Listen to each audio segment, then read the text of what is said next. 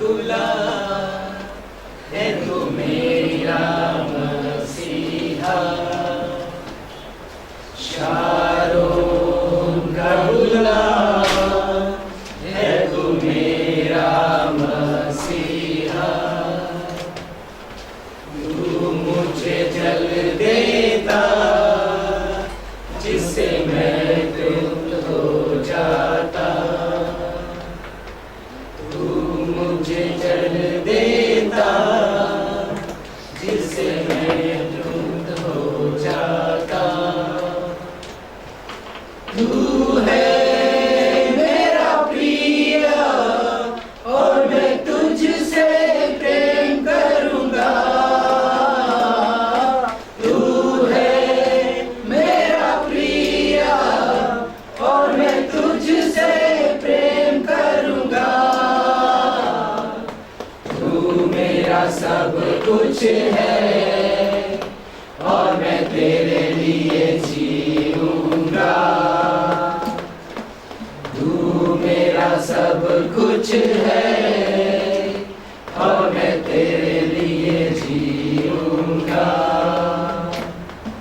Sharon का गुलाम है तू मेरा मसीहा, शारोन का गुलाम है तू मेरा मसीहा।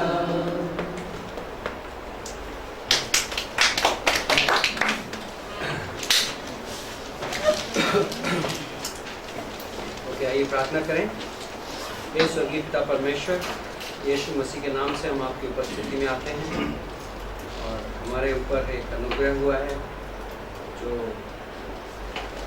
हमारी ज़िंदगी को इस जगह पे लेकर आया है कि हम आपका वचन पढ़ने में इंटरेस्ट रखते हैं, हम आपके वचन को समझना चाहते हैं। हम आपके वचन के लिए भूखे और प्यासे हैं। हम आपके वचन को सोने और चांदी से भी ज़्यादा बहुमूल्य वस्तु समझते हैं। आपका वचन हमारी अगुवाई करता है, आपका वचन हमें सुरक्षा देता है। यदि अब तक हम संतुलित खड़े हैं तो ये आपका वचन है जो हमें उतना वजन देता है और उतनी बुद्धिमत्ता देता है कि हम ये जीवन बिता रहे हैं और इस्तेमाल किए जा रहे हैं। प्रभु, हमारी प्रार्थना है अपने लोगों को, अपने दासों को इस वचन की रिचनेस से भरपूर करो। आज की इस क्लास को अभिषेक करो, हम में से किसी की काबिलियत की वजह से नहीं, बल्कि जैसा जकरिया ने कहा, not by might, not by power, but by the spirit of God. बल से नहीं, शक्ति से नहीं, लेकिन परमेश्वर के आत्मा से। हम उसी आत्मा की परिपूर्णता की आज मांग करते हैं और आप हमें भरो। हम विश्वास करते हैं, आपने वादा किया है कि तुम मुंह खोलोगे और मैं भर दूंगा। यीशु मसीह के नाम से मांगते हैं, आमीन। सो जस्ट बाय रिवीजन के लिए, अब तक हमने इस कोर्स में क्या सीखा? Any ideas? Prophecy क्यों दी गई? Okay, why was prophecy given? What's the answer? Because the people had lost touch with God and priests of faith. Failure of priesthood, याजक लोगों का की नाकामी, and then what are the twofold purposes of prophecy? Foretelling and foretelling. हाँ, हिंदी में क्या word दिए थे हमने उसके लिए? Foretelling and foretelling का अंतज्ञान क्या था? There is those words, right? पूर्व ज्ञान और अंतर्ज्ञान। पूर्वदर्शिता और अंतर्दर्शिता, ऐसा था, राइट? पूर्व दृष्टि और अंतर्दृष्टि, राइट? पूर्व दृष्टि। What is the meaning of foretelling? Declare कर, प्रीचिंग, बेसिकली परमेश्वर की मर्जी बताना। The primary purpose of prophecy was to teach the will of God. Okay, जो भविष्यवाणी का है, नबूवत का जो नबूवत वर्ड यूज्ड है, and actually that's more right word. भविष्यवाणी वर्ड यदि हिंदी में देखा जाए तो भविष्यवाणी वर्ड या भविष्यवक्ता वर्ड ओनली एक पार्ट ऑफ मीनिंग को कवर करता है, दैट इज फोरटेलिंग। नबूवत वर्ड पूरे को कवर करता है। एंड एक्चुअली मैंने आपको दिया नहीं था क्लास में, but maybe this is a good time to give. Old testament में जो प्रॉफिट के लिए वर्ड यूज है हिब्रू में, दैट इज NABHI, नबी, एंड उससे एक्चुअली हिंदी वर्ड बना नबी। Okay, that is the Hebrew word actually. So नबूवत जो वर्ड आया, सो प्रॉफिट क्या करता था? क्या करता था भविष्यवक्ता? करंट जनरेशन में परमेश्वर की मर्जी बताता था। He is teaching the will of God to people of his generation. And then why was foretelling given to him? भविष्यवाणी क्यों दी गई थी उसे? What was the reason of foretelling? To substantiate the messenger so that message can be substantiated. संदेशवाहक को का सबूत था कि ये रियली में परमेश्वर की ओर से आया है। Otherwise anybody can say, come and stand on the stage and say, thus says the Lord. Right? कोई भी आके खड़ा हो सकता था, ये बोल सकता था यहोवा यूं कहता है। Okay, now next question is, next thing जो हमने सीखा, were there false prophets? क्या झूठे नबी भी होते थे? Right. So what did God do to protect His people from false prophets? परमेश्वर ने अपने लोगों को झूठे नबियों से बचाने के लिए क्या किया? He gave tests. कुछ परमेश्वर ने जांच पड़ताल के तरीके दिए। आपको हैंडआउट मिला है, हमने स्टडी किया 9 test of a true prophet. वो आपके इस कोर्स का इम्पोर्टेंट है जो आपको सीख के रखना है कि 9 जांच पड़ताल के तरीके। Let's welcome not Sikandar, Tikendra Singh का स्वागत करेंगे, है ना। एंड अगले हफ्ते आपको धर्मेश ये आपको हैंडआउट्स दे देंगे इस क्लास के। ओके, सो आपको समझ में आना आसान हो जाएगा। तो झूठे नबी और सच्चे नबी, what was the motivation? Okay, I'll go to false prophet and true prophet again. लेकिन उसके पहले याजक और नबी में विरोधाभास क्यों दिखता है? प्रीस्ट एंड प्रॉफिट्स में why there seems to be a tension between them? Because they say sacrifice, they say no sacrifice. They oppose what they say. Yes, I am understanding that. But क्यों? Why are they opposing? Why prophets seem to oppose the message of the priest? Because they no longer meant to. Yes, the sacrifices became rituals. जो बलियां थी Israel में रिवाज बनकर रह गए। हाँ, परमेश्वर उन बलियों के पीछे छिपा जो मतलब था उसमें इंटरेस्टेड था, और वो मतलब क्या था? What was the meaning behind the sacrifice? Worship and obedience. आज्ञा पालन और आराधना। And they missed the worship and obedience and they were only doing the ritual. मतलब वो सिर्फ ऊपर से रिवाज कर रहे थे और अंदर से परमेश्वर की आराधना और आज्ञा पालन नहीं कर रहे थे। इसलिए गॉड ने कहा okay, sacrifice, obedience is better than sacrifice. आज्ञा पालन बलिदान से ज्यादा अच्छा है। Okay, now why would, okay, these are the 3 words आपके उसके लिए, नबी, देन सेकंड वर्ड इज रोए हिब्रू में, एंड तीसरा वर्ड है होज़े। ओके, नाउ नबी वर्ड जब भी इस्तेमाल हुआ है, whenever this word is used, ये आपके हैंडआउट में है bye the way, this was more communicative word. ये बोलचाल न, जो उस आदमी का बोलचाल, देखिए प्रीचिंग से कनेक्टेड वर्ड है नबी। भाई ये जो 2 वर्ड थे, इसको अक्सर बाइबल में ट्रांसलेट है सीयर। सीयर मीन्स भविष्य देखने वाला, दर्शन देखने वाला। दोनों वर्ड सेम आदमी के लिए यूज्ड हैं। Okay, so these 2 words together, ये तीनों शब्द मिला के जो एक्चुअली नबी कौन है, भविष्यवक्ता कौन है, वो उभर कर सामने आता है। Okay, now one of the test, let's read Deuteronomy 18, व्यवस्था विवरण 18 में जाते हैं। व्यवस्था विवरण पुराने नियम में 5वीं किताब आपकी बाइबल में 18वीं पंक्ति। परमेश्वर ने यहाँ पे प्रॉफिट की ऑफिस का वर्णन किया था। सो ड्यूटेरोनॉमी 18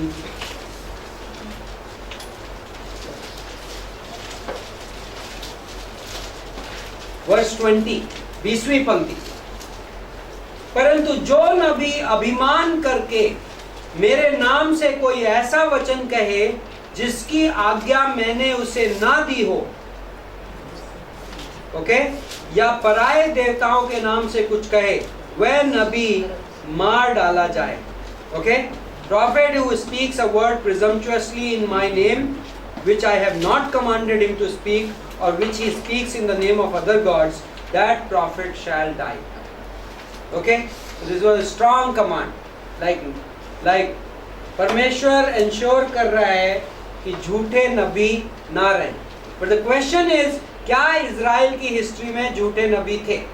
Were there false prophets? Yes. There were, right? We see a lot of examples.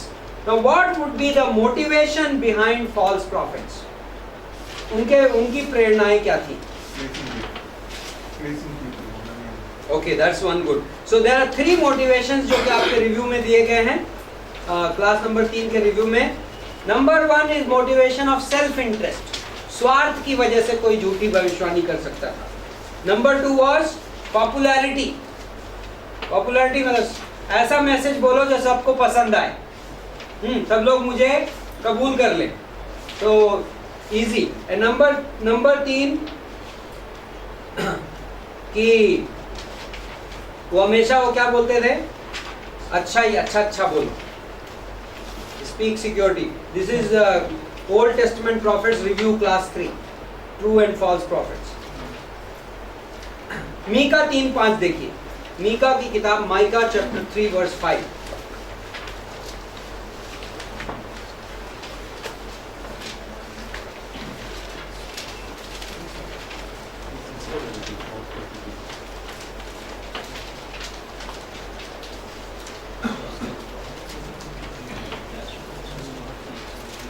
यहोवा का ये वचन है कि जो भविष्यवक्ता मेरी प्रजा को भटका देते हैं और जब उन्हें खाने को मिलता है तब शांति शांति पुकारते हैं, यदि कोई उनके मुंह में कुछ ना दे तो उसके विरुद्ध युद्ध करने को तैयार हो जाते हैं।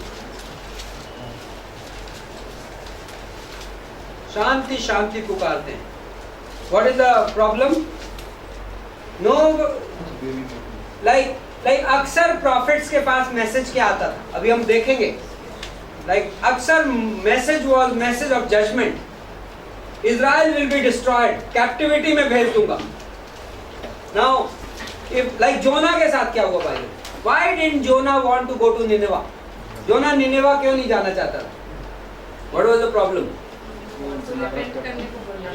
Nineveh was the enemy of Israel.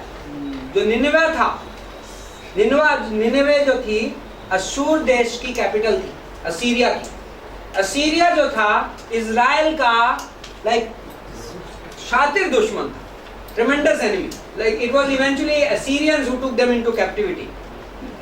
So ये दुश्मन है और गॉड उनको सेव कर देगा, गॉड उन्हें आशीष दे देगा, वो जोना को कबूल नहीं। Misfit nationalism, misdirected nationalism. देशभक्ति अच्छी चीज है, हाँ, पर देशभक्ति यदि किसी की परमेश्वर से की भक्ति से भी ऊंची चली जाए तो देशभक्ति अच्छी चीज नहीं रह जाती। These people, some of these prophets were nationalistic. They were more committed to their kings than to God. वो अपने राजाओं की ओर ज्यादा जिम्मेदार थे परमेश्वर की ओर की बजाय। So misdirected nationalism was often the cause. Okay? वो peace बोलेंगे तो हम प्रॉफिट हैं तो हमें ऐसा लग रहा है कि हमारी जिम्मेदारी है अपने देश में पीस लाना, बट नो, ऐसा नहीं है, right? It was not prophet's responsibility to bring peace in the land. Prophet's responsibility was to speak the word of God in truth, right? यदि उस जमीन में, उस देश में शांति लानी होगी तो कौन लाएगा? परमेश्वर लाएगा। यदि परमेश्वर की इच्छा में नहीं है शांति लाना तो शांति नहीं आएगी, आप पीस पुकारते रहो। ये लोग क्या कर रहे थे? मीका 3:5 में they were crying peace, peace. Shanti, Shanti पुकार रहे थे. But there is no Shanti, right? If God, now what was the problem? Eventually, could prophet help the nation? क्या नबियों ने, नबी लोग देश की मदद कर पाए? Yes. Really? You know the botanic. Like eventually what happened?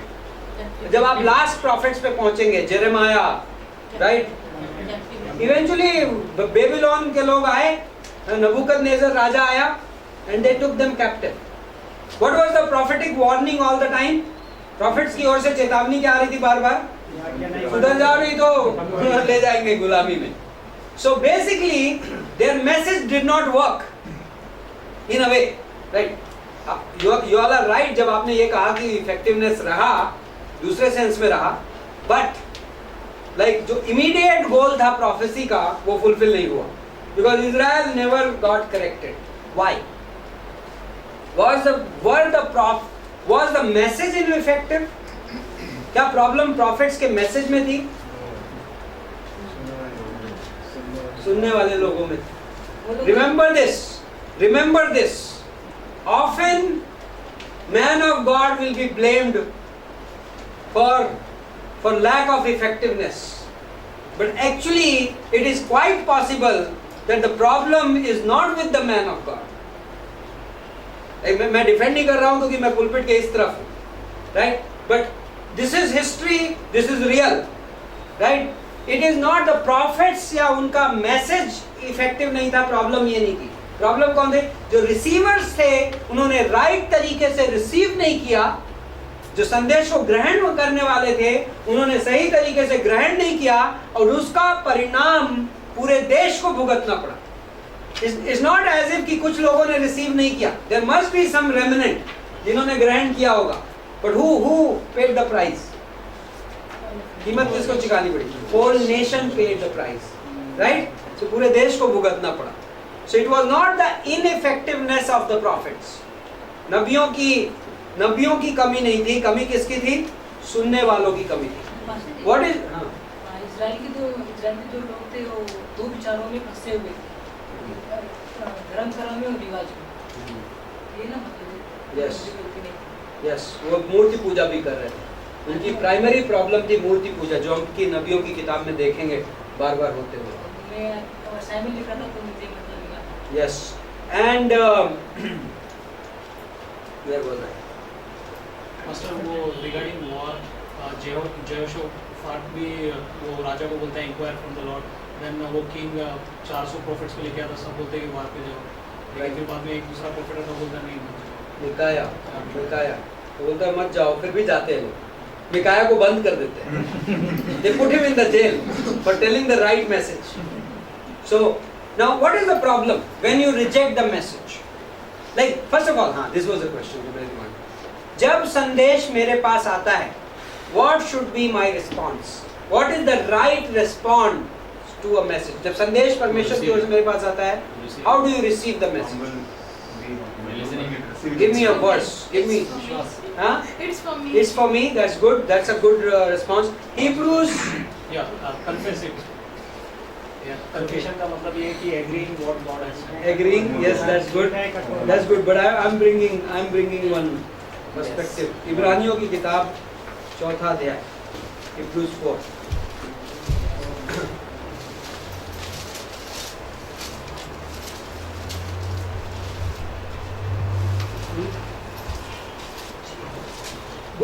चौथा अध्याय दूसरी पंक्ति. Who has the King James? I like the King James version in this. Anybody can read loudly in the King James? In Hindi. तब तक मैं हिंदी पढ़ता हूँ, क्योंकि हमें उन्हीं की नाई सुसमाचार सुनाया गया है, पर सुने हुए वचन से उन्हें कुछ लाभ ना हुआ, क्योंकि सुनने वालों के मन में विश्वास के साथ नहीं बैठा.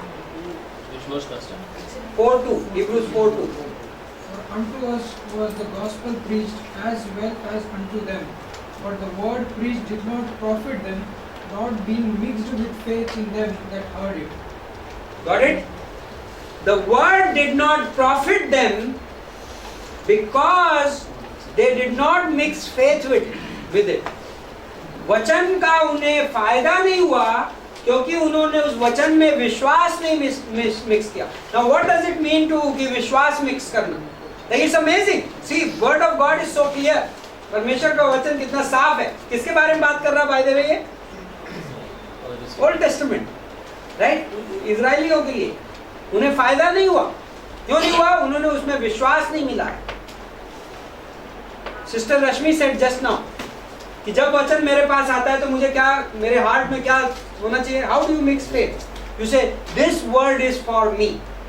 ये वचन किसके लिए है? मेरे लिए. That is you are mixing faith. You are believing God. आप परमेश्वर पे आप कह रहे हो this word alone is not sufficient. चाहे कितना भी अच्छा प्रीचर लाके खड़ा कर दो मेरे सामने, I have to mix faith to the word of God. मुझे परमेश्वर के वचन में क्या कर, मेरा रोल क्या है? To mix faith with it. विश्वास मिलाना है उसमें विश्वास मिश्रण करना है. Then it becomes profitable. What happens if you don't mix faith? What is the other response to the word of God? लोग और क्या करते हैं? एनालिसिस. राइट? हाँ, किसके लिए था? पास्टर ऐसा क्यों बोल रहे हैं? हाँ, नहीं कुछ चल रहा है क्या? बाजू वाले के लिए तो नहीं है. जो बहुत अच्छा मैसेज आपने प्रीच किया, इस मैसेज की बहुत सख्त जरूरत थी. आई अंडरस्टैंड आप क्या बोल रहे हो. Like this is amazing. People think about others when they hear the message without realizing that message becomes unprofitable for them at that very moment. You like imagine, परमेश्वर ने वचन भेजा, it's coming all over you and you are analyzing. There are people who will say, Pastor आज discouraged लग रहे हैं. It's not your business. It's not your business. If he is a right pastor, he will know how to be filled with the Holy Spirit and speak by faith. वो पवित्र आत्मा से भरना सीखेगा और विश्वास से वचन बोलेगा. And there is always going to be in the local assembly the mood of the Holy Spirit. एक मंडली में पवित्र आत्मा का एक माहौल होता है. There will be a mood of laughter, there can be mood of tears, and can be mood of drama, right? And एक healthy preaching में और healthy local assembly में you will see manifestations. कहता है वचन कहता है पवित्र आत्मा के manifestations of the Spirit. So there would be different kind of emotions involved, which is very good. And you and I are not analyzers. We are what? Believers. हम विश्वासी हैं, ना कि क्या जांच पड़ताल करने वाले. So remember that. So this is good. What does rejection of the message do? यदि मैं मैसेज को ग्रहण नहीं करता हूँ, विश्वास नहीं मिलाता हूँ, what does unbelief do? Hebrews 4 में है. जब अविश्वास, संदेश पर विश्वास नहीं किया जाता तो क्या होता है? उनके साथ क्या हुआ था? Hardening of the heart. Hardening of the heart. हृदय कठोर हो जाता है. इसको हम बोल सकते हैं desensitization, right? Like असंवेदनशील हो जाना. Like I may think मेरे को थियोलॉजी आती है और मैं बैठा हूँ और मैं बैठ के अपने माइंड में एनालिसिस कर रहा हूँ. Maybe I'm even writing my notes. But what is going to happen?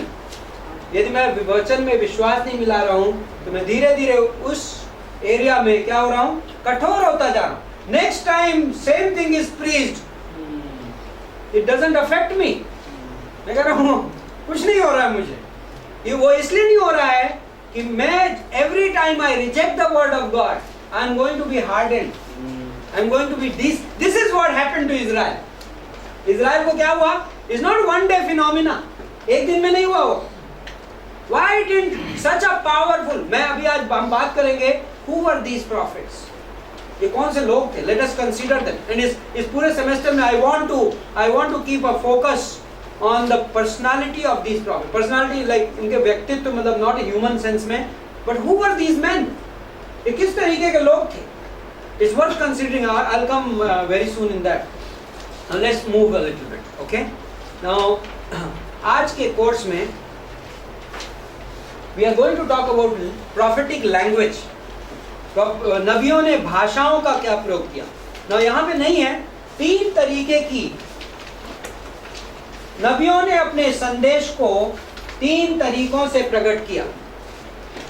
संदेश को प्रकट करने की, संदेश को देने के 3 तरीके थे पुराने नियम में, जो आप नबियों में देखते हैं। नंबर 1 इज ओरल, मतलब मौखिक। Do you see prophets of coming somewhere and talking? Right? मौखिक। एलीशा, एलिया, ये सब इन्होंने कुछ लिखा हुआ, आपको रिकॉर्डेड कुछ नहीं मिलता, लेकिन आते थे, पहुंचते थे, बोलते थे। शमूएल, राइट? एक्शन, मौखिक। Then there is a second one is written. कुछ prophets क्या कर रहे थे? लिख रहे थे, लिखने वाले prophet थे, करेक्ट? Then तीसरा मैसेज बहुत इंटरेस्टिंग है, इसको बोलते हैं प्रॉफिटिक एक्शन। मैं इसके बारे में थोड़ी बात करूंगा। नबी का कार्य, drama. Now God used to use drama to communicate the message. This is amazing, huh? This is homiletics. Homiletics के कोर्स में हम इसकी बात करेंगे। Like ये संडे मैं जमीन पे लेट गया था, right? That was drama. That was I'm not a prophet. I'm just a New Testament now. There are only pastors and evangelists. But नबियों का कार्य. Now let's consider that. Jeremiah 27 खोलिए, यिर्मयाह का 27. Like this is amazing. बहुत अद्भुत है. Okay? Like God सिर्फ उनके मुंह से बात नहीं करता था, उनकी पेन के द्वारा बात नहीं करता था। God उनसे कई बार बड़े इंटरेस्टिंग काम कराता था। ओके, सो यिर्मयाह नबी की किताब 27वां अध्याय 2री पंक्ति, Jeremiah 27:2। Oops, amazing. Some of you can start thinking about your calling and think this: what if I was in the Old Testament and I was a prophet? 27 दो मैं पढ़ूंगा, आप मत पढ़िए, मैं पढ़ूंगा, तो भी मूड की बात है। यहोवा ने मुझसे कहा, बंधन और जुए बांधकर अपनी गर्दन पर रख। ओके? और तब उन्हें एदोम और मोआब और अम्मोन और सोर और सीदोन के राजाओं के पास उन दूतों के हाथ भेजना जो यहूदा के राजा सिद्दीकिया के पास यरूशलेम में आए। तो यहाँ पे यिर्मयाह को एक एक्सरसाइज दी गई। एक्सरसाइज क्या है? लोहे के योग बनाने। आपने लकड़ी के देखे होंगे अभी तक, राइट? लोहे के योग बनाने हैं और अपनी गर्दन में लेके घूमना है, और जब राजाओं के मैसेंजर्स आएंगे तो उनको लाद के दे देना। What was that? That was a message. Now imagine Jeremiah market में घूम रहा है carrying the yoke. That was a message. What? Like imagine every time Jeremiah yoke लेके घूम रहा है, people meet him. ये क्या है? God ने मुझे मैसेज दिया है कि तुम लोग गुलामी में जा रहे। Wow, that's amazing. It's not just a मौखिक मैसेज, लिखित message. It's what? Action. Message in action. Right? और देखिए, होशाया का पहला अध्याय, होशे नबी की किताब पहला अध्याय, आपने पढ़ा होगा। What did God tell होशाया? जाओ वैश्यालय में जाओ, रेड लाइट एरिया में जाओ, और वहां पे ये गोमर नाम की औरत है, उससे जाओ शादी बना के लेकर। Oops, what are you talking? Like this is a man of God, right? ये प्रभु का दास है। And परमेश्वर बोलता है कि तुम वहां पे जाओ, गोमर नाम की औरत है, and imagine होशे बोल रहा होगा, प्रभु ये सब क्यों करा रहे हो? इसमें मैसेज है। मैसेज क्या है? इज़राइल एक वैश्या के जैसे हो गया है, और मैं परमेश्वर हूं, मैं इज़राइल का पति हूं, और मैं फिर भी उससे प्यार करता हूं। तो ये मैसेज कम्युनिकेट करने के लिए क्या करेगा? होशे वहां जाएगा, उस औरत को लेगा, एंड सब लोग देख रहे हैं, होशे कल तक तो तुम चर्च में थे।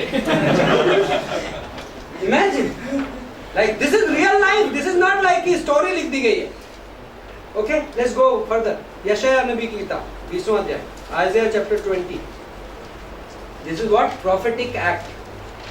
Communicating message through prophetic act. Isaiah chapter 20 verses 2 and 3. यशाया 20 2 और 3. उसी वर्ष यहोवा ने आमोस के पुत्र यशाया से कहा, जाकर अपनी कमर का टाट खोल और अपनी जूतियां उतार. तो उसने वैसा ही किया और वह नंगा और नंगे पांव घूमता फिरता था. Prophet Isaiah, he was from a princely family. राजघराने का आदमी था, educated man. He was probably the most qualified prophet in the Old Testament. Okay, यशाया नबी. गॉड ने क्या बोला पता है? He was repenting. गॉड के सामने था, पश्चाताप कर रहा था. वो लोग बोरिया बांधते थे, टाट. बोले टाट भी उतार दे, चप्पल भी उतार दे, हैं? अब नंगा और नंगे पांव घूमता फिरता रहे.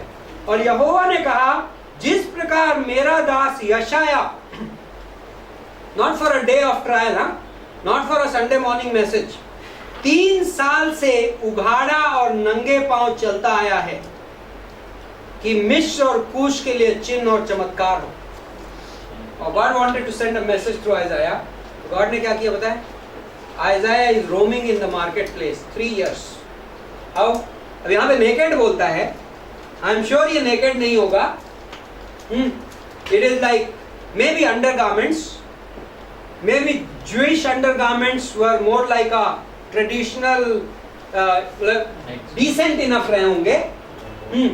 जिसमें like हम गांव में जाते हैं, अभी इंडिया के गांव में चले जाओ. There are people who can actually walk in their undergarments without being socially incorrect. तो I'm sure कि यहाँ पे ये है, right? I hope आपने किसी ने देखा होगा, right? लंबे लंबे चड्डे होते हैं, correct? कच्छा, right? कच्छा. So मैं आपको explain इसलिए कर रहा हूँ, नहीं तो otherwise आप shock हो जाएंगे कि 3 साल तक Isaiah that is too much. So to put it in right context, he's moving around in Eastern style undergarment, but फिर भी चप्पल उतार के. And imagine everybody is seeing Isaiah roaming, Isaiah prophet हाथ में Old Testament scrolls and market में underwear में. Wow, what is this? Prophetic act. Everybody is asking the question, Isaiah क्या है? God ने मुझे एक मैसेज दिया है, इन देशों की ये हालत होने वाली है जो मैं ऐसा हूं. Okay, let's move further. इज़ेकियल नबी की किताब 4 अध्याय. I'm just giving you examples. There are hundreds of such examples. मैं कुछ उदाहरण दे रहा हूं आपको. इज़ेकियल नबी की किताब, इज़ेकियल चैप्टर 4, 9वां पंक्ति. और तू गेहूं, जौ, सेर, मसूर, बाजरा और कठिया गेहूं लेकर एक बासन में रखकर उससे रोटी बनाया करना. जितने दिन तू अपने पंजर के बल लेटा रहेगा, उतने अर्थात 390 दिन तक उसे खाया करना. इंग्लिश में पढ़ो. But as for you, take wheat, barley, beans, lentils, millet and spelt, put them in one vessel and make them into a bread for yourself. You shall eat it according to the number of the days that you lie on your side, 390 days. 390 दिन तक इज़ेकियल क्या कर रहा? Side में late के खाना खा रहा.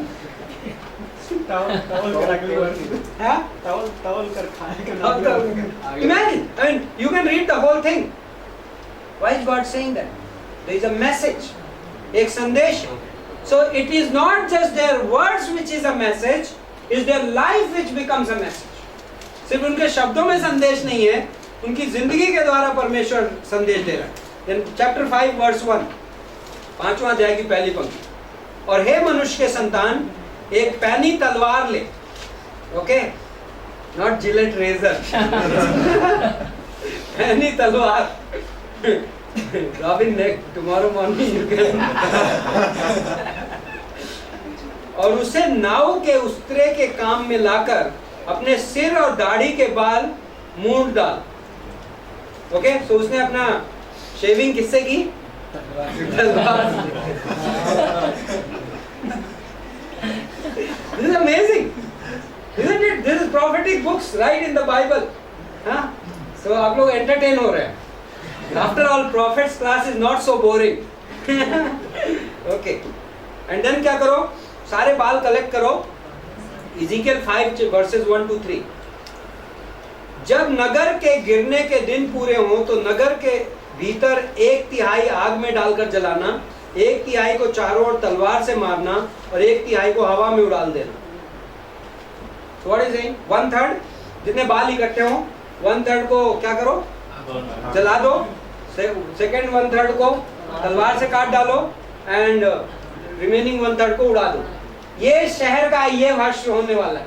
सो प्रॉफिट आइज़ाया अपने बाल कलेक्ट करके मार्केट में गया and he is burning the hairs and everybody is asking ये क्या चल रहा है. एंड इमेजिन जब वो शेविंग कर रहा है तो लोग खड़े. प्रॉफिट इज़ीकियल को क्या हुआ? Prophetic act.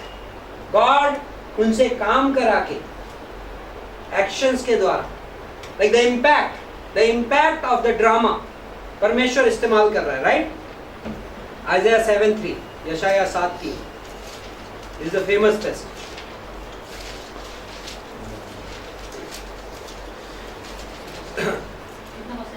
यशाया 7 का 3रा पंक्ति.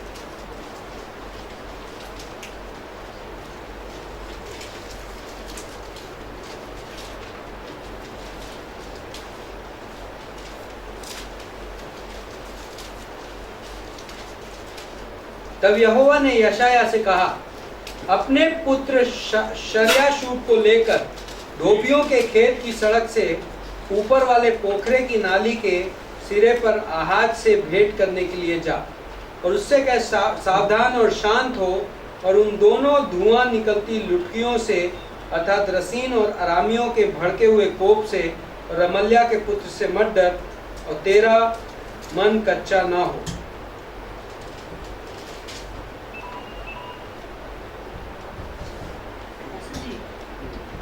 तेरा मन कच्चा हो और ना तेरा मन कच्चा.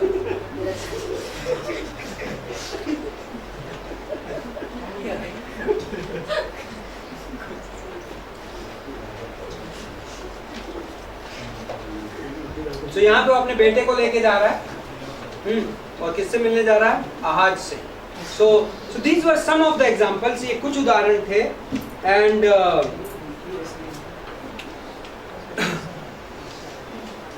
इमेजिन, कल्पना करिए, ये नबी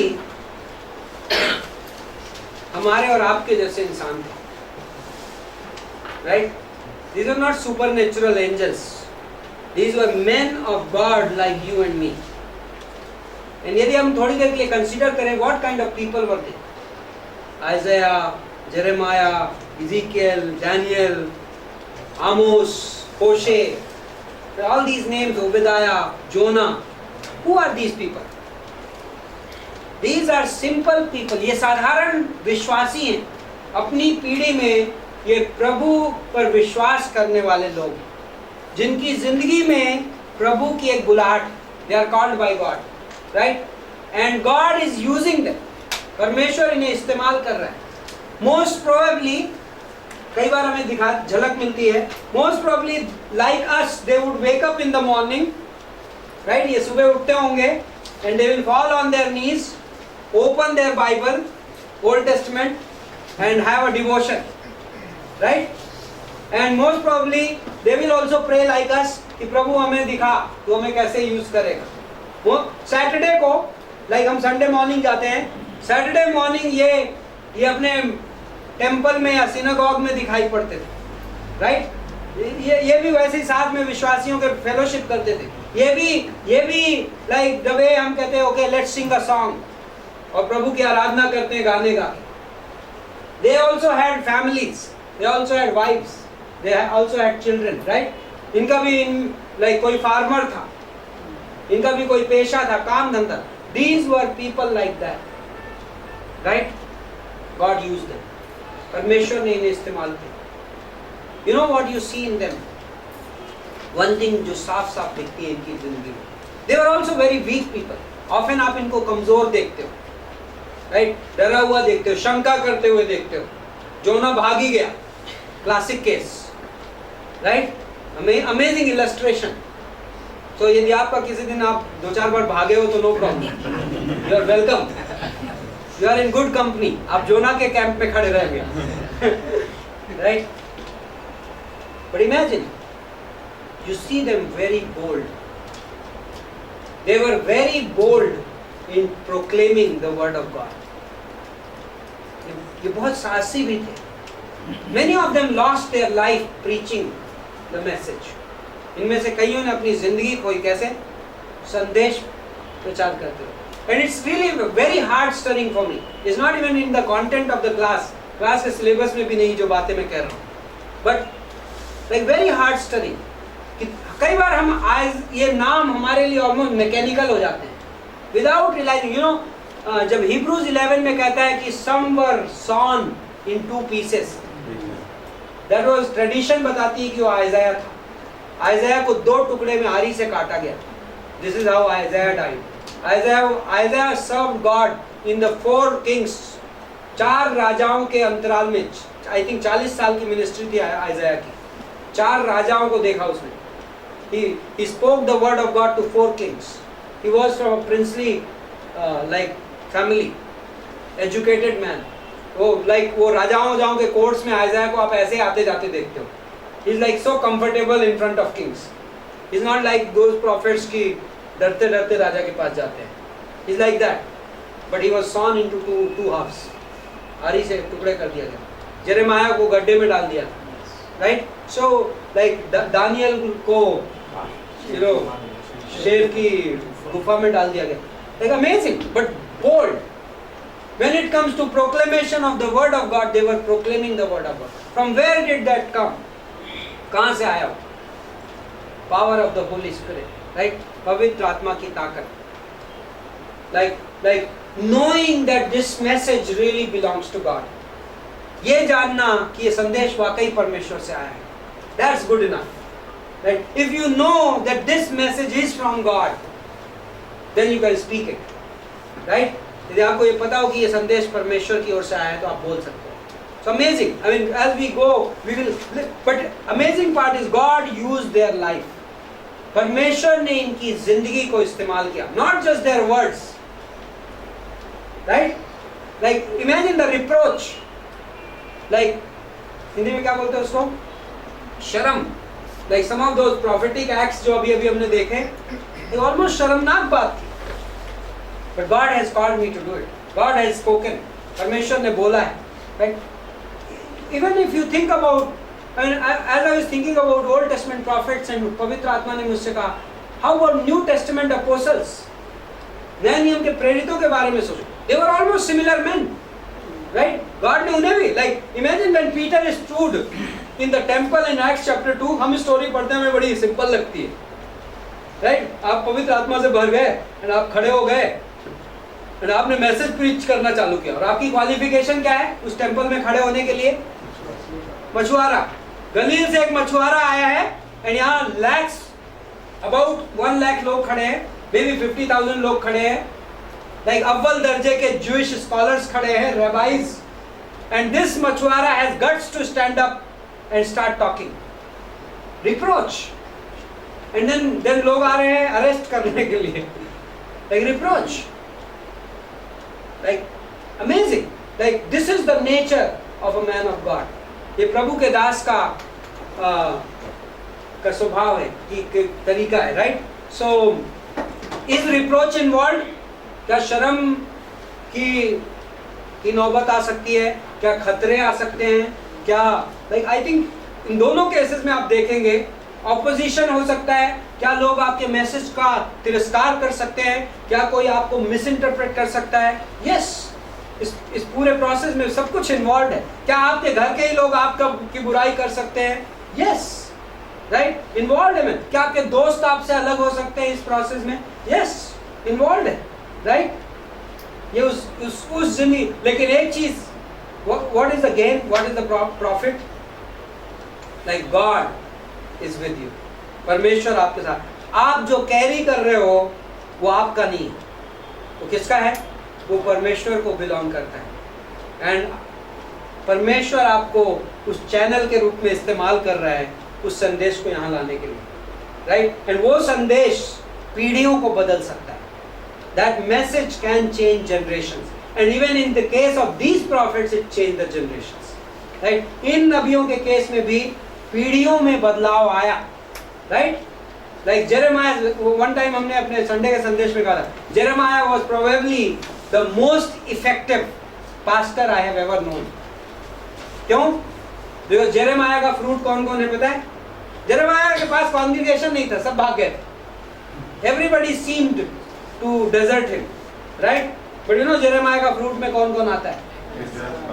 एजरा का फादर, एजरा, डैनियल, इज़ीकियल, ये सब किसके फ्रूट? एस्थर, मोर्देकाई, ये सब किसके फ्रूट हैं? बिकॉज़ वहां पे बंधुआई में कोई पास्टर नहीं था। बंधुआई में यदि कोई किसी ने कुछ किया तो वो सब जेरेमाया की सुन के गए थे, इसलिए किया। मोस्ट प्रॉब्ली उनकी किताबें जला दी गई थी, right, on the way, in the journey. But बंधुआई में इजराइल ने आफ्टर कैप्टिविटी कभी आइडोलेट्री नहीं की, कभी मूर्ति पूजा नहीं की। And the last profit before captivity was who? Jeremiah. Okay, anyway, now prophetic एक आपके पास हैंडआउट है फिगर्स ऑफ स्पीच पे, ओके, अलंकार वाले हैंडआउट पे मैं ज़्यादा बातें नहीं करूँगा अभी, okay. But you have to know there is a lot of in the book of prophets, नबियों की किताब में there is a lot of usage of figures of speech, अलंकारों का इस्तेमाल बहुत है, ओके। क्लास नंबर 4 टाइटल है फिगर्स ऑफ स्पीच, ब्रैकेट में अलंकार। I should mark the page numbers. Anyway, so अलंकारों का प्रयोग क्यों किया जाता है? Why is there a use? किस टाइप की राइटिंग्स में अलंकार ज्यादा यूज होते हैं? कविताओं में, right, poetry. And a lot of prophetic books are written as poetry, by the way, okay. नबियों की बहुत सारी किताबें कविता के रूप में लिखी गई हैं। So and also what is the benefit of, फायदा क्या होता है अलंकारों का इस्तेमाल, फिगर्स ऑफ स्पीच यूज करने से फायदा क्या होता है?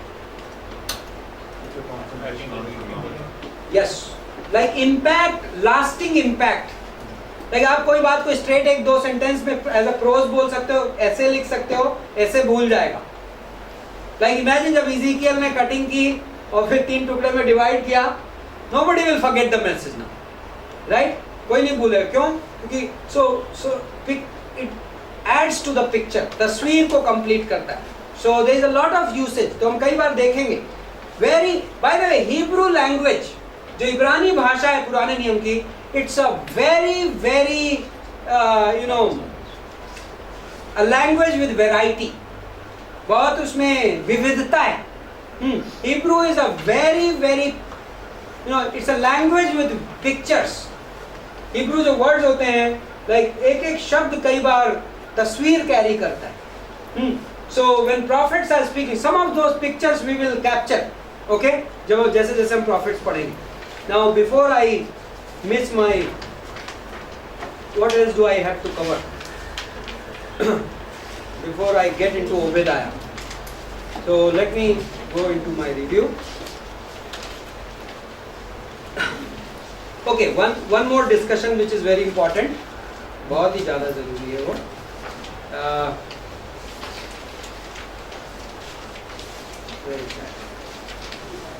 What is the primary message of the prophets? नबियों का हमने 4 दिया, 4 प्रॉफिटिक बिंदु याद है आपको? What are the 4 things they are covering, you know, right? So now non-fulfillment of certain prophecies. Chart number 3, like class number 3 में एक कुछ भविष्यवाणियों का ना पूरा होना। That was Robin, that was the one. नहीं इससे पहले। ओके, बिफोर दैट 1-2 हैंडआउट और पहले जाएंगे, 1-2 हैंडआउट बाद। प्रॉफिटिक परफेक्ट, भविष्यवाणी का पूर्ण काल। भविष्यवाणी का पूर्ण काल,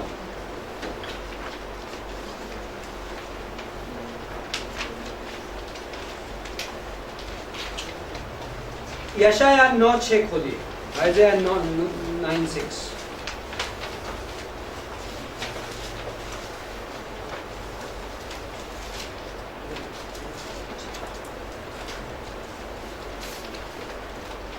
For to us a child is born, to us a son is given, and the government shall be upon his shoulder, and his name shall be called Wonderful Counselor, Mighty God, Everlasting Father, Prince of Peace.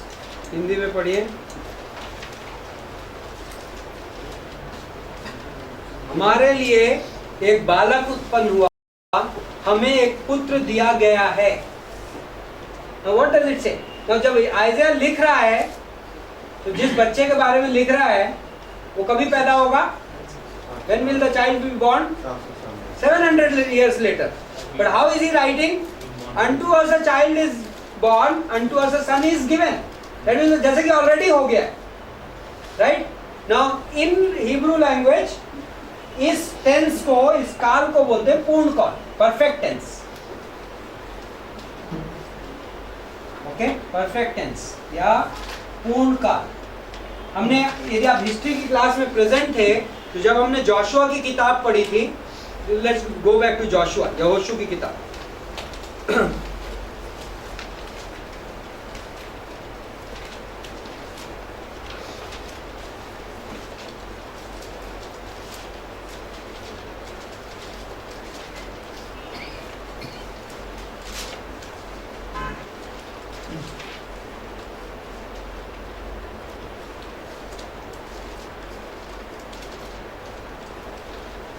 Verse 3, Joshua 1:3, यहोशू 1:3। उस वचन के अनुसार जो मैंने मूसा से कहा, अर्थात जिस जिस स्थान पर तुम पांव धरोगे वह सब मैं तुम्हें दे देता हूँ। और दे देता हूँ is a humanistic way to translate it. English में ऐसा बोलता है, every place on which the sole of your foot treads I have given it to you. यदि इसको मैं रियली लिटरली ट्रांसलेट करूं तो ऐसा होगा, जिस जिस जगह पे तुम पांव रखोगे वो जमीन मैंने तुम्हें दे दी है। नाउ जोशुआ चैप्टर 1 में उनके बाद लैंड का एक तिनका भी नहीं आया अभी तक। It has not even begin, conquest has not begin. जो लड़ाई है अभी तक चालू भी नहीं हुई, जमीन का जो कब्जा लेने का काम है वो चालू भी नहीं हुआ है। ओके, पहला कौन सा शहर उन्होंने कब्जा किया? जेरिको, चैप्टर 6 में, राइट? उस समय तक कोई जमीन नहीं मिली थी। सो जो जो जमीन पे तुम पांव रखोगे वो सब जमीन मैंने तुम्हें दे दी है। What is that? Perfect tense, पूर्ण काल। We call it prophetic perfect, भविष्यवाणी का पूर्ण काल। प्रॉफिट्स लोग जब पूर्ण काल का इस्तेमाल कर रहे थे, there is a reason to it. What is the reason? क्या कारण? व्हाट डिड आई से इन द हिस्ट्री क्लास? किसी को याद है? 3 phases. One has happened in 3 phases points of time. You were there in that class? परमेश्वर उनसे direct बात करता था। तुम थे उस क्लास में? पार्ट 1 में नहीं थे। What is the meaning of the prophetic perfect? क्यों perfect tense यूज होता था प्रोफेसी में? पूर्ण काल क्यों इस्तेमाल होता था भविष्यवाणी में? Anybody remembers? There was no specific time duration. Because the word of God cannot be changed, it is to be happening anyhow. You are giving the closest answer, but it is not presented the way it should be presented. Things happen. वो उसका हो गया है, उसका पैगाम भी कहाँ हो गया? Things happen in the Yeah. present Things and certainly in the future. In the mind of God, that promise is already fulfilled. परमेश्वर के यदि परमेश्वर आपको वादा दे रहा है तो परमेश्वर के दिमाग में वो भविष्यवाणी ऑलरेडी पूरी हो चुकी है। It is for us to discover that fulfilment of the promise. So परमेश्वर प्रोफेसी में पूर्ण काल का इस्तेमाल इसलिए करा रहा है, हमें यह बताने के लिए कि जो वादा वो दे रहा है उसकी नजर में वो पूरा है। So unto us a child has been given, child आएगा साथ, लेकिन परमेश्वर की नजर में वो बच्चा इटर्निटी में हो गया, as you were saying. So the idea is to use the perfect tense. Perfect tense कब यूज किया जाता है? जब कोई एक्टिविटी पूरी हो चुकी होती है। सो गॉड के माइंड में वो पूरी हो चुकी है। So use of perfect tense in prophecy has an amazing meaning. That's why हम स्पेसिफिकली होगा पूर्ण काल इसलिए इस्तेमाल किया जा रहा है कि परमेश्वर ही कर रहा है, मेरी नजर में ये वादा ऑलरेडी पूरा है. While I am giving you the promise, जब मैं तुम्हें वादा दे रहा हूं, परमेश्वर की नजर में वादा पूरा हो चुका है. That's the assurance. Like ये दावा है. वाओ, यदि परमेश्वर ने वादा दिया है तो there is no question कि ये पूरा होगा या नहीं होगा, ये already fulfilled है. Right? That's the idea. So that's prophetic language का ये part है. Like prophetic language, because otherwise if you don't understand why is the perfect tense used, कई बार आप कंफ्यूज हो जाएंगे कि कभी तो फ्यूचर बोलता है एंड कभी परफेक्ट बोलता है. एक ही सेंटेंस, जोशुआ 1:3 में फ्यूचर टेंस भी यूज्ड है एंड परफेक्ट भी यूज्ड है, दोनों एक साथ. जहां जहां तुम पांव रखोगे, in that sense it is a future tense, भविष्य काल है, बट मैंने तुम्हें दे दी है. So it contradicts human language में, बट प्रॉफिटिक परफेक्ट में it doesn't contradict. Human sense में उन्हें जाके पांव रखना है, लेकिन परमेश्वर के सेंस में वो भविष्यवाणी ऑलरेडी कंप्लीटेड है, पूरी. Okay, that was prophetic perfect. One more thing which we have to cover is non fulfilment of certain prophecies. Bible में जब बाइबल लिखी गई थी तो ऑलमोस्ट 25 से 30% बाइबल की वर्सेस भविष्यवाणी के फॉर्म में थी. At the time of writing about 25 to 30% of the Bible was a prophecy. Okay, in old testament about 40% was a prophecy. 40% से ज्यादा जो पुराना नियम है वो भविष्यवाणी के फॉर्म में था जब लिखा गया था. Some of them are already fulfilled. उनमें से कई भविष्यवाणियां पूरी हो चुकी हैं. कहां पे? या तो वहां पे उस जगह पे जहां भविष्यवाणी की जा रही थी, अदरवाइज मसीहा में, इन क्राइस्ट, यीशु मसीह के जन्म, उसकी मौत और उसके जीवन के दौरान. There are still some prophecies which are not yet fulfilled. कई भविष्यवाणियां पूरी नहीं हुई. Now question, गॉड ने क्या बोला था ड्यूटरोनॉमी 18 में? व्यवस्था विवरण 18:20 में परमेश्वर ने क्या बोला था? जिसका पूरा नहीं होता. हाँ, यदि भविष्यवाणी पूरी नहीं हुई तो मार डालना. Right? So what is the reason for unfulfilled prophecies?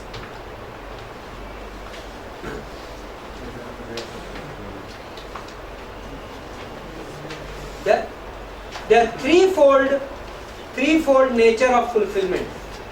भविष्यवाणी की पूर्ति 3 प्रकार से होती है. Okay, there is a whole handout on that. आपको स्टडी करना है, वर्सेस स्टडी करनी है. लेकिन पहला है लिटरल फुलफिलमेंट. भविष्यवाणी, कई भविष्यवाणियां शाब्दिक रूप से एग्जैक्ट, उसका नाम इमैनुअल रखा जाएगा. Right? That is a literal fulfilment. Word by word fulfil होंगे. नंबर 2 इज some prophecies are essentially conceptually fulfilled. कुछ भविष्यवाणियों में पर वो सिद्धांत पूरा होगा. They were not meant for literal fulfillment. वो शाब्दिक रूप से पूरी होने के लिए नहीं लिखी गई थी. आप पढ़ सकते हैं उसको, उसका डिस्क्रिप्शन. तीसरा है there are prophecies which are conditionally fulfilled. कई भविष्यवाणियां शर्त के साथ दी गई थी. What did God say to Joshua 1:3 is a classic example. या होशू 1:3, परमेश्वर ने वादे में कितना लैंड दिया था उनको? फरात नदी से लेके यूफ्रेटिस से लेके मिस्र देश की बड़ी नदी तक. सो यूफ्रेटिस से नाइल रिवर के बीच का पूरा land, which Israel has never occupied. Israel की हिस्ट्री में कभी इजराइल ने ऑक्यूपाई नहीं किया वो लैंड. राइट? जोशुआ को क्या बोला था गॉड ने? जहां जहां तुम पांव रखोगे. There was a condition attached. कितनी जमीन मिलेगी तुम्हें इवेंचुअली? कब्जा कितने पे करोगे? जहां जहां तुम पांव रखोगे. There is a condition involve. शर्त है, परमेश्वर ने शर्त रखी है. जब तुम सेटिस्फाई हो गए, इतने में मेरा काम चलेगा, गॉन. राइट? या तुम डर गए. रिमेंबर वो कई जगहों पे राक्षस वगैरह देखे दूर से, वो के we don't want to go. So Israel पूरी हद तक गया नहीं, पूरी जमीन पे पांव नहीं रखा, इसलिए पूरी जमीन नहीं मिली. Right? but even that promise will be eventually fulfilled. Okay? Now there are prophecies which are going to fulfilled at the time of second coming of Christ.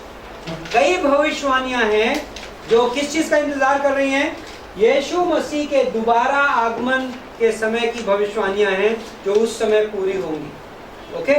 So that is the reason for non fulfillment of some prophecy. Now let us open our Bible to book of Obadiah. ओबेदाया की किताब खोलते हैं। ओबद्या, आपके लिए outline दी गई है ओबेदाया की आपके हैंडआउट्स में, आप अपने आउटलाइन के साथ पढ़ सकते हैं ओबेदाया नबी की किताब। And is this clock right और wrong? It's actually a little late. Okay, that gives me a little more space, but now I am accountable. ओबद्या नबी की किताब। Now इस किताब की कुछ खासियत है। Now how we are going? Why we have picked up ओबद्या पहले? क्रोनोलॉजिकली पहला है, मतलब घटनाक्रम के अनुसार ये पहली किताब है। जिन लोगों के हिंदी के हैंडआउट में या घटनाक्रम का एक टेबल है, प्रॉफिट बाय प्रॉफिट, है ना, इंग्लिश वाला टेबल क्रोनोलॉजिकल ऑर्डर में है। हिंदी में मुझे जो टेबल मिला वो क्रोनोलॉजिकल नहीं है, लेकिन यदि आपको लिखना है तो मैं आप क्विकली हिंदी वाला टेबल खोल लो तो मैं आपको नंबर बता दूंगा। पहला वाला 6 है, आप नंबरिंग कर सकते हैं, मैंने ऑलरेडी नंबरिंग कर दी है। 6 फिर 11, सब लोगों को खुल गया हिंदी का टेबल? हाँ, ये तो पहले से लिखना चालू करो। पहला 6 यशाया 6 है, फिर 11, फिर 12, फिर 13, फिर 14। लिख रहे हो? लिखो ना, उनमें नंबर लिखो तो फिर ओके। रॉबिन लिख रहा है, बाकी सब लोग लिख लीजिएगा। 5, फिर 2, फिर 4, फिर 1, अरे बहुत आगे, 3, 7, 8, 10, 9, 15, 16, 17। ओके, नाउ जिन लोगों को नहीं मिला वो आप एक्चुअली स्टडी करेंगे। इंग्लिश वाला टेबल एग्जैक्टली क्रोनोलॉजिकल ऑर्डर में है, तो इंग्लिश हिंदी मैच करेंगे तो आप खुद से भी कर सकते हैं। It's not a big exercise. Okay, और जिनको नहीं मिला फिर भी तो रॉबिन के पास है। Okay, now let's go to book of Obadiah, Obadiah की किताब, पुराने नियम की सबसे छोटी किताब, ओनली 1 चैप्टर। ओके,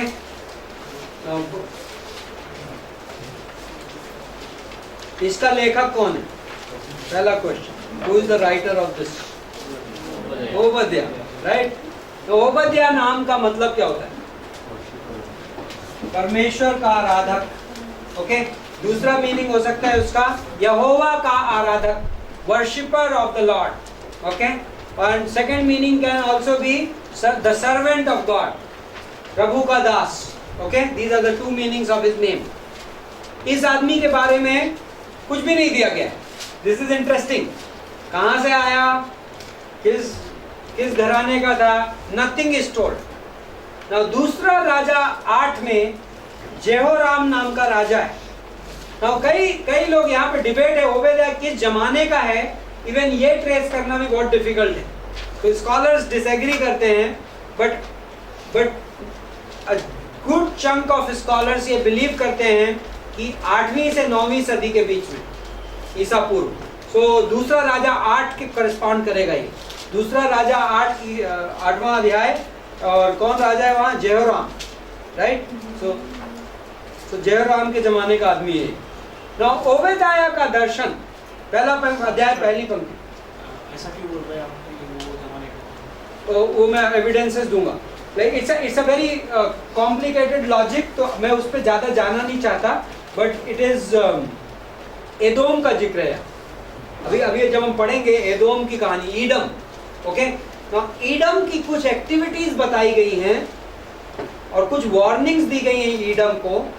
उनको देख के ये अंदाजा लगा ईडम को ये। ओके, मैं आपको आंसर तो कर ही देता हूँ, because this will not be right on my part. Idiom के बारे में ये बोला है, मैं एदोम और ईडम मिक्स करूंगा, हिंदी वाले आप समझ लीजिएगा। ईडम जो कंट्री है उसको ये ब्लेम दिया गॉड ने कि जब दूसरे लोगों ने इजराइल पे आक्रमण किया तो तुम साथ में मजे ले रहे थे। This is the blame. पूरी बुक में जो इल्जाम है ईडम के ऊपर, the blame on the Edom is that when the other countries, Philistines and others, they attacked Israel, at that time you were watching, first of all you were enjoying, and also you supported the enemy instead of supporting Israel. So God is convicting them for that. Now there are 4 occasions when other countries attacked Israel in the history, and 2 he occasion है जब idiom exist करता था उसमें से. The second occasion जब idiom exist करता था, now God आगे जाके warning देता है, never do it again. Next time don't do it. That means there was another next time coming. So which means logically this should be the first time out of the 2. तो यदि उस पूरे logic को लगाया जाए, it is a complicated logic. So यदि आप उसको स्टडी करें तो finally you will conclude that it was the first attempt. Also Jeremiah 49 में जेरेमाया ओबेदाया की first 9 verses almost same to same quote करता है. So that means Jeremiah the prophet has to be later than Obadiah. इर्मिया नबी Obadiah की किताब में से 9 वर्सेस कोट करता है. So that logic will tell you कि Jeremiah was when जब जब बाबुल ने आक्रमण किया उसके पहले का प्रॉफिट है. तो सेकंड अटैक जिसकी मैं बात कर रहा हूँ जब ईडोम ने सपोर्ट किया था इनको, that was Babylonian attack. Babylonian attack का जिक्र हम इसलिए बोल सकते हैं श्योरली नहीं है बिकॉज जेरेमाया ऑलरेडी ओबेदाया को कोट कर रहा है. So Obadiah has to be earlier than Jeremiah. So by that logic, but this is complicated. Is not such a necessary part of the book. Now let us read the book. Obadiah का दर्शन. हम लोगों ने यहोवा की ओर से समाचार सुना. Now English is much better, or King James is much better. Oh, King James, please, verse 1. The vision of Obadiah. Thus said the Lord God concerning Edom. We have heard a rumor from the Lord. We have heard a rumor from the Lord. That's amazing. Thus says the Lord God. By the way, who is this? Thus says the Lord God. क्या translators कई बार miss out कर देते हैं बहुत सारी चीजें. Thus says the Lord God में क्या है पता है? यहोवा आडोनाई ये कहता है. 2 वर्ड्स यूज्ड हैं. इंग्लिश में यावे पता है आपको? यावे को ट्रांसलेट किया गया है हिंदी बाइबल में यहोवा, राइट? यावे was the name of God, but Adonai साथ में. एडोनाई को अक्सर प्रभु बोल के ट्रांसलेट किया गया है. एडोनाई पे आप गाना गाते हो. सो एडोनाई यावे एक नाम में यूज किया गया है. एडोनाई यावे ने इदोम के बारे में ये कहा है कि हमने प्रभु से एक रिपोर्ट सुनी, हमने यहोवा से एक रिपोर्ट सुनी. सो एक को यहोवा एडोनाई बोल रहा है और एक को यहोवा बोल रहा है. That means I tell you what it this say. My interpretation, no scholar says it, but this is my understanding. Jesus Christ और पवित्र आत्मा बातें कर रहे हैं और कह रहा है हमने पिता परमेश्वर से एक खबर सुनी. Like this is how it is, because 2 different names of God. Like एक जगह see यावे एडोनाई से हमने किसने सुनी है खबर? यावे एडोनाई से यावे ने खबर सुनी. एंड यावे किसी और को बता रहा है. You are getting it? There is a trinity in that verse. Son and holy spirit are talking. पुत्र और पवित्र आत्मा बात कर रहे हैं कि पिता ने एदोम के बारे में एक योजना बनाई है. ओके, तो second thing, why the use of the word rumour? I was fascinated. Wow, rumour मतलब अफवाह. Like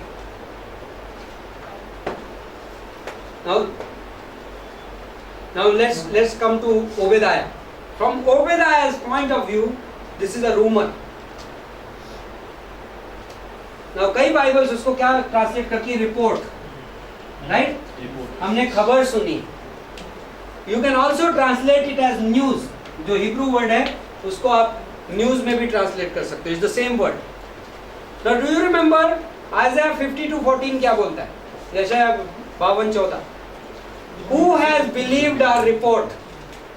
Who has believed our report? कौन किससे पूछ रहा है? वहां पे भी आर वर्ड यूज है, राइट? ट्रिनिटी आपस में बातचीत कर रहा है. In this case I think पिता पवित्र आत्मा से बात कर रहा है. Why? Because पुत्र क्रूस पे लटका हुआ है. Who has believed our report? किसने हमारी खबर पे भरोसा किया है? Why the use of the word rumor, by the way, if at all? Why not report? I was thinking, there is a news. Issue is there is a news to be given. एक खबर देनी जरूरी है. किसको? To the heathen, अन्य जातियों को. Like you bring it today to home. What do we have to give? Do we have any news to give? क्या हमारे पास देने के लिए कुछ खबर है? Do we have a news to give to the world? Yes, we have. We have a gospel. Can we call gospel like a rumor? We have heard a rumor from heaven. So Friday you can stand there. Right? And you say, I want to tell you a rumor from heaven. स्वर्ग से एक अफवाह आई है, हम सुनाने आए. Why is it a rumor? Because rumor can very easily not be believed. Rumour को आप बड़ी आसानी से नजरअंदाज कर सकते हो, right? And this is what happens with the gospel today. It's a real news. Like it's a news from God. What is the news here? क्या खबर है? और एक दूत. Second word used there is जो दूत, ambassador, right? What does it say? New American Standard. I'm so sorry. Somebody, if anybody gets me a Hindi English Bible, King James version with a little better print, please buy it for me. I'll pay it. Pay to you, please. कोई भी Bible shop में गए और किसी को मिल जाए तो मुझे ला दीजिएगा. I need a King James and with a good print. मेरी आँख खराब हो रही है इसको. Anyway, so an envoy has been sent. हम King James बोलती है ambassador. An ambassador has been, एक राजदूत भेजा गया है. Now who is called an ambassador in New Testament? We. 2 Corinthians 5. We are ambassadors. We are ambassadors. Paul अपने बारे में बोलता है, I am an ambassador in chains. मैं एक राजदूत हूँ. So this is amazing. He has a rumor to give. Who is Obadiah? Obadiah कौन है? He is a prophet, वो नबी है. He is also a worshipper of the Lord. वो एक प्रभु का आराधक है. He is also servant of the Lord. वो प्रभु का दास है. And उसने स्वर्ग से ट्रिनिटी की ओर से एक रूमर सुनी, एक अफवाह सुनी है, और वो राजदूत बन के अब कहाँ जा रहा है? एदोम के लोगों के पास जा रहा है खबर देने. So what is the news comprises of? There are two parts. इस बुक में basically simply speaking दो मैसेज के दो हिस्से हैं. Part 1 is there is going to be a destruction. एक नाश आने वाला है. Okay? And part 2 is there is going to be a restoration. Right? इस बुक में सिर्फ दो ही चीजें. एदोम के लिए क्या आने वाला है? Destruction. एदोम का नाश होने वाला है इस बुक में. That's the message. And Israel के लिए what is there? Restoration. Israel को क्या किया जाएगा? पुनर्स्थापित किया जाएगा. This is what the gospel message is, right? Those who will believe, जो विश्वास करेंगे, वो क्या होंगे? पुनर्स्थापित किए जाएंगे, स्वर्ग जाएंगे, वो नष्ट नहीं होंगे, अनंत जीवन पाएंगे. While जो विश्वास नहीं करेंगे, उनका क्या होने वाला है? नष्ट होंगे. This is amazing. He has a gospel message. Okay? Now let's go to Edom. Edom क्या है? What is Edom? Now I can give you history. पूरा का पूरा एक handout है जिसमें ऐतिहासिक पृष्ठभूमि है. But उत्पत्ति के 25 में इसहाक की पत्नी रेबेका, right? हिंदी में क्या बोलते हैं रेबेका? रेबेका क्या बोलते हैं? इसहाक की पत्नी रेबेका के पेट में जुड़वा बच्चे थे, right? क्या थे नाम उनके? एसाव और याकूब. और दोनों ने कहां से झगड़ा करना चालू कर दिया था? राइट, कोख के अंदर से. हाँ, माँ की क्या हालत हुई होगी गॉड ओनली नोस. राइट. ये कितने साल लड़े ये?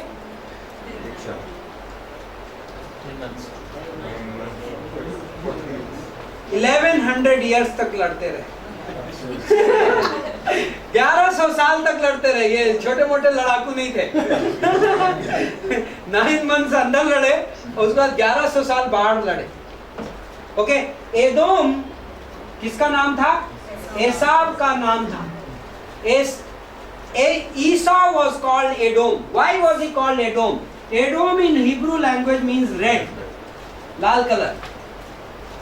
ईसा का लाल कलर से क्या रिश्ता था? लाल कलर की मसूर की दाल किया, right? And so this is amazing. so many times, so ईसा के जो बच्चे पैदा हुए, हाँ, वो जो राष्ट्र बना, it became a nation. That nation was called Edom. Okay, जो लोग ओल्ड टेस्टामेंट से इतने फैमिलियर नहीं है, please don't be surprise, read your old testament, you know all these things. So बार बार आपको ओल्ड टेस्टामेंट में जब ईडोम वर्ड यूज होता है, ये किसकी जनरेशंस हैं? एसाव से पैदा हुए. नाउ आने वाले सालों में, नाउ यू रिमेंबर जेकब ने क्या किया था, याकूब ने क्या किया था ईसा के साथ? धोखा, right? But Jacob was called. Class के बाद आपका क्वेश्चन क्लास के बाद है, क्योंकि मेरी क्लास का सीक्वेंस ब्रेक होता है. 15 मिनट में मुझे ओबेदाय की किताब खत्म करनी है. All questions are welcome. मैं आधा घंटा नीचे सीढ़ियों पे बैठूंगा, आप सारे सवाल पूछ सकते हैं. ओके, बट इस वक्त हम एदोम की बात कर रहे हैं. Okay, praise the Lord. So like class के भले के लिए, और फिर हम बात करेंगे एदोम. सो जेकब ने क्या किया था, याकूब ने क्या किया था? ईसाव को धोखा दिया, राइट? एंड एक हिसाब से जो ईसाव का गुस्सा था वो जस्टिफाइड था, एक हिसाब से, right? Esau's anger was justified. He was deceived, right? Remember जब जेकब लौटा तो उसने क्या किया? पहले ये गिफ्ट, उसके बाद ये गिफ्ट, उसके बाद खुद जमीन पे लेट गया. Sorry, right? Remember? Like 14 साल के बाद, 14 years later. But Jacob humbled himself, right? याकूब ने अपने आप को नम्र किया. He was a godly man. Even though उसकी लाइफ में प्रॉब्लम्स थी, हाँ, occasionally he was very carnal. But he was a servant of God. He was a man of God. All said and done, God क्या बोलता है? I am a God of Abraham, Isaac and Jacob. New Testament में क्या बोलता है? हाँ, Jacob I have loved, Esau I have hated. याकूब से मैंने प्रेम किया है और एसाव से मैंने क्या किया है? नफरत किया. Now today we will get to see why did God say that. Jacob is the man who married two women, had 4 wives. That's strange. शादी 2 बार किया, 4 पत्नियां रखा. So like amazing. God से लड़ाई किया, धोखा दिया, गॉड के प्लान को अपनी ताकत में फुलफिल करने की कोशिश की. What are those strange things? This kind of man. God ने उसको मारा एक हाथ, सारी जिंदगी लगड़ा होकर घूमा. This is Jacob. But God still says, Jacob I have loved. याकूब से मैंने प्रेम किया. But then what is such a big problem in Esau? God says, Esau I have hated. Now this will connect with Sunday's message. Now मैं थोड़ा सा reading मारता हूं आपके फायदे के लिए, देन आई विल एक्सप्लेन. उठो, हम उससे लड़ने को उठे और तुझे जातियों में छोटा कर दूंगा, तू बहुत तुच्छ गिना जाएगा. गॉड किससे बोल रहा है? एदोम से बोल रहा है. मैं तेरे को छोटा कर, I will make you small. तू छोटा कर दिया, you will be made small. Okay, why? God क्यों बोल रहा है? वर्स 3, हे पहाड़ों की दरारों में बसने वाले, हे ऊंचे स्थान में रहने वाले, तेरे अभिमान ने, what is that? Your pride, तेरे अभिमान ने तुझे धोखा दिया है और तू मन में कहता है, कौन मुझे जमीन पे उतार देगा? और this is Esau, not just Esau, Edom. Edom के बारे में what is the background to this? जो ईडोम के लोग थे वो प्रॉस्परस थे. Okay, they were rich, they also had lot of knowledge. ये ज्ञानी लोग थे. एंड जो इनका जो बसाव था, they were mountain dwellers. ये पहाड़ों पे रहते थे. They were very powerful. आप पुराने जमाने में पहाड़ों पे रहते थे तो आपको हराना बहुत कठिन होता. तो बोलता पहाड़ों की दरारों में रहने वाले, in the clefts of the rock, their cities were on the mountains. So they were wise, they were powerful, they were strong. And क्या बोलते हैं? तू अपने मन में कहता है कि हमें कौन नीचे गिराएगा. What is that? That is pride. And God says, that's why you will be made small. What is Esau's problem? What is Edom's real problem? Edom की असली problem क्या है? घमंड. What? Now, this is the question. What does James 4:6 say? याकूब 4:6 क्या कहता है? परमेश्वर घमंडी का विरोध करता है और नम्र को अनुग्रह देता है. कैन आई से लाइक दिस? परमेश्वर घमंडी से नफरत करता है और नम्र से प्रेम करता है. I think that will be right to say, right? Now what is the problem? ऐसा क्यों है कि परमेश्वर घमंडी से नफरत करता है? Sunday message, what was it? One monster sin, एक विशाल पाप, एक सबसे बड़ा पाप. इस दुनिया का सबसे बड़ा पाप क्या है? घमंड. क्यों? We don't ask for The two reasons we gave on Sunday. It doesn't bring guilt. First of all, guilt का कोई स्कोप नहीं रहता, और गिल्ट का कोई स्कोप नहीं है तो रिपेंटेंस का भी चांस बहुत कम है, पश्चाताप का भी चांस नहीं है. क्यों? दूसरे पाप करते हो तो आप गिल्टी फील करते हो. There is a good chance कि पवित्र आत्मा आपको कन्विक्ट करेगा, और यदि आप गॉड के सामने ऑनेस्ट हो तो आप गिरोगे और आप कहोगे sorry, right? But if you are proud, you don't even realise that you are guilty. You feel that you are better than others, है ना? दैट इज पहली गलती. आपको लगता है आप दूसरों से बेहतर हैं. What is the second danger of pride? परमेश्वर के It goes ना- on, ना- right? परमेश्वर को ना- It goes unrecognized inside. या इट्स सटल, ये छुपी हुई होती है. जो घमंड है वो दिखाई भी नहीं पड़ता, वो बड़े चुपके से घुसता है. That was the message. These were the 2 point क्यों खतरनाक है, right? Now God hates it. So आप आगे की पंक्तियां पढ़ेंगे. नाउ परमेश्वर बोलता है चौथी पंक्ति में, मैं तुझे वहां से भी नीचे गिराऊंगा. गॉड कह रहा है ईडोम. नाउ ईडोम का जजमेंट आ गया. Now I want to tell you this message is going to be very practical. यदि आज खत्म नहीं हुआ तो मैं अगली क्लास में कंटिन्यू करूंगा. अगली क्लास में भाई आप लोग जोएल की किताब पढ़ के आना. ओके, सो ओबेदाया हम यदि खत्म नहीं हुआ आज तो खत्म करेंगे अगली क्लास में, एंड देन जोएल की किताब में पढ़ेंगे. If you do the reading हम फास्ट पढ़ेंगे. बट ओबेदाया की किताब में ईदोम के लिए गॉड कुछ बोल रहा है. तू घमंडी है, मैं तेरे को गिराने वाला हूं. घमंडी का मैं विरोध करता हूं. Right? What is the impact of pride in our life? यदि मेरी जिंदगी में hidden pride है, like I love 2 Corinthians 12. Like मेरे बाइबल में के वो like really बहुत select favorite passages में से एक है. 2 कुरिन्थियों का 12. क्यों क्या बोलता है?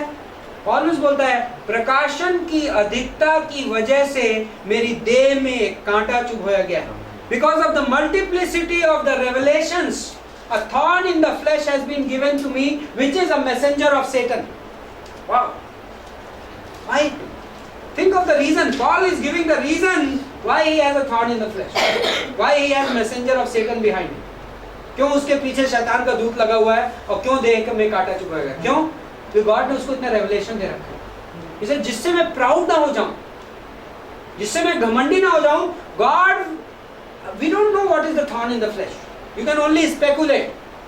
We can interview Paul in heaven, and Paul will say, "I've forgotten." Right? Like heaven, he will not be able to remember. Most probably, the thorn in the flesh may be some weakness. I don't know. Yeah.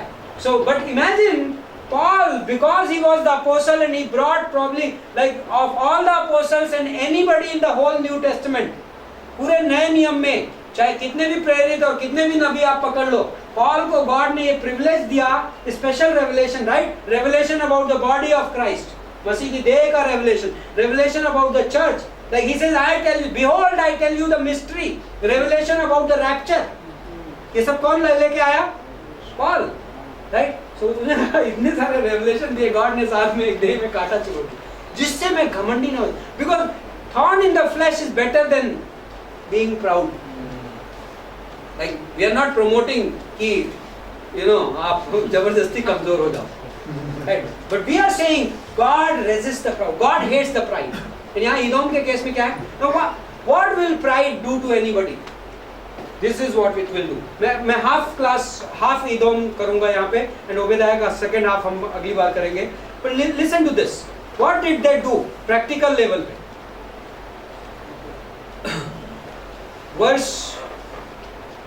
Verse 10 में जाइए. हे एसाव, now he is addressing it to as Edom, फिर एसाव भी बोला. So Edom और एसाव words alternately उस देश के लिए यूज किए गए हैं जो एसाव से आया था, उनको एदोम बोला गया.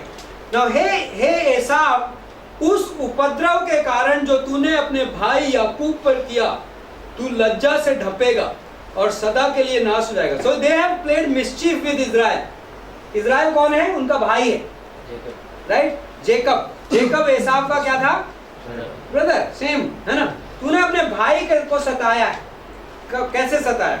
जिस दिन परदेशी लोग उसकी धन संपत्ति छीन कर ले गए, you got it? There was an attack by foreigners on Israel. Israel के ऊपर परदेशियों का आक्रमण हुआ था और पराये लोगों ने उसके फाटकों से घुसकर यरूशलेम पर चिट्ठी डाली। उस दिन तू भी उनमें से एक था। This is a historical fact. हाँ, इसके बेसिस पे हम ये डिटरमिन करते हैं कि संदीप आपका answer, right? This verse has that historical fact कि जब फॉरेनर्स ने रेड किया यरूशलेम में तो इडमाइट्स उनके साथ थे, है ना। सो ओनली क्वेश्चन इज कब ये घटना। परंतु तुझे उचित न था कि तू अपने भाई के दिन में अर्थात उसकी विपत्ति के दिन में उसकी ओर देखता रहता और यहूदियों के नाश होने के दिन उनके ऊपर आनंद करता और उनके संकट के दिन बड़ा बोल बोलता। Verse 12, amazing. 3 things they did. 3 things pride people do. Proud people, घमंडी लोग ये 3 चीजें करते हैं। First it says you were looking. What does that mean? If you are proud in your heart, आप यदि घमंडी हो, you know what you do?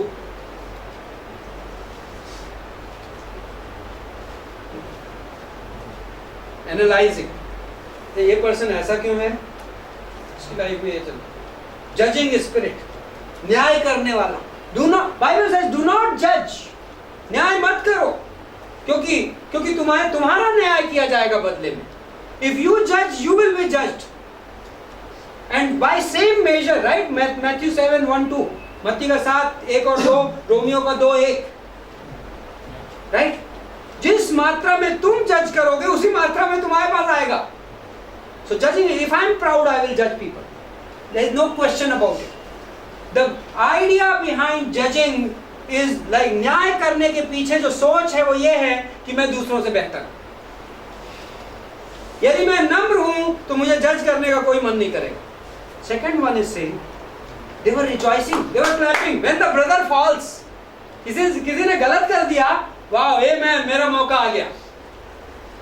Criticism, critical spirit, बुराई करने की, लोगों की गलतियां निकालने की भावना, waiting for somebody to fall. Amazing. These are spirits which exist in the church. These are from demons. ये दुष्टात्माओं से होती हैं और आज के कलीसिया में एग्जिस्ट करती हैं। एंड तीसरा, व्हाट डज इट से? उनके संकट के दिन में बड़े बड़े बोल बोलते हैं।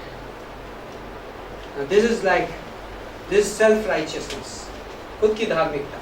Like now you have words also. Now you can use your tongue, use of tongue, जुबान का इस्तेमाल किसी के खिलाफ, slander, okay, बदनामी, amazing, attacking people, लोगों पे आक्रमण करना। Like this is real, conspiracy. आपने पिछले सेमेस्टर में you read the doctrine of conspiracy, साजिश, हाँ, षड्यंत्र। बहुत जल्दी हम वो बुकलेट रिलीज करने वाले हैं, इट्स ऑलमोस्ट ट्रांसलेटेड। सो तुझे उचित न था कि मेरी प्रजा की विपत्ति के दिन में उसके फाटक में घुसता और उसकी विपत्ति के दिन उसकी दुर्दशा को देखता रहता और यहूदियों के नाश होने के दिन उसकी धन संपत्ति पर हाथ लगाता। तुझे उचित न था कि तिर मुहाने पर उसके भागने वालों को मार डालने के लिए खड़ा होता और संकट के लिए उसके बच्चे वो पकड़वाता। सो व्हाट इडमाइट्स डिड कि जब इजराइल के लोग भाग रहे थे बच के, तो कहाँ पे खड़े हो गए? जो रास्ते थे, गेट पासेज वगैरह थे, वहां पे खड़े हो गए थे। And then they were looking for, जब ये निकल रहे थे तो इनको पकड़ के दुश्मन को पकड़ा रहे। ये यहाँ पे डिस्क्रिप्शन है उस वॉर का जिस वॉर में इन्होंने पार्टिसिपेट किया। This is Christians sometimes like they can, if I am proud, I am very opportunist, मैं मौके की तलाश में रहता हूँ। like मेरा मौका आने दो, वैसे मैं otherwise I will have a good vocabulary, right? मेरे पास सारी spiritual jargons होंगे, मेरी बोलचाल में सारे शब्द होंगे, right? like I will adjust to the church का culture very easily, only till that day. But you know what does God do? परमेश्वर किसको उन्नति देता है? नम्र, right? God will promote a person who is humble, who is willing to fall down, जो कि नीचे गिरने को तैयार. But the proud, God says, Jacob I have loved, right? Broken man, उसका कूला टेढ़ा है, डंडी के सहारे थोड़ा लड़खड़ा के जाता है. Bad memories. Every time somebody ask him, Jacob तू लड़खड़ा क्यों रहा है? He will say, बताऊंगा, अकेले में स्टोरी बताऊंगा. राइट? एक बार पंगा ले लिया था, गलत. But it was good, right? But Esau will not have a conversation like that. एसाव के पास वैसी बात करने को नहीं होगा. क्यों? Because he is too high. वह अपने आप में बहुत ऊंचा है. बट उसका खतरा क्या? परमेश्वर क्या कहता है? I will destroy you. तू कहता है कि तेरे को कोई नीचे नहीं ला सकेगा, और मैं कहता हूं मैं तुझे लाऊंगा. By the way, do you know this? There is no country called Edom today in history. आज की डेट में इजिप्ट है, राइट? बेबीलोन की जगह पे इराक है. There are other countries from the Bible history, Old Testament, but Edom का existence नहीं है. जिस एरिया में अभी जॉर्डन है उस area, but that whole race is wiped off. And one person जो कि Edomite जो आपको न्यू टेस्टामेंट में मिलता है, वो कौन है पता है? Herod the Great. हेरोदेस महान, he was an Edomite. So we will close on the ओबेदाय की किताब में जोएल. अगले हफ्ते जोएल हम पढ़ेंगे. जोएल की किताब में एक दो हैंड आउट है. डे ऑफ द लॉर्ड, यहोवा का दिन. Okay, that will be from the book of Joel. So परमेश्वर हम धन्यवाद देते हैं आपको इस शाम के लिए, आपके अनुग्रह के लिए, आपके प्रेम के लिए. इस क्लास में आपने जो भी हमसे बोला, यीशु मसीह के नाम से मांगते हैं, आमीन.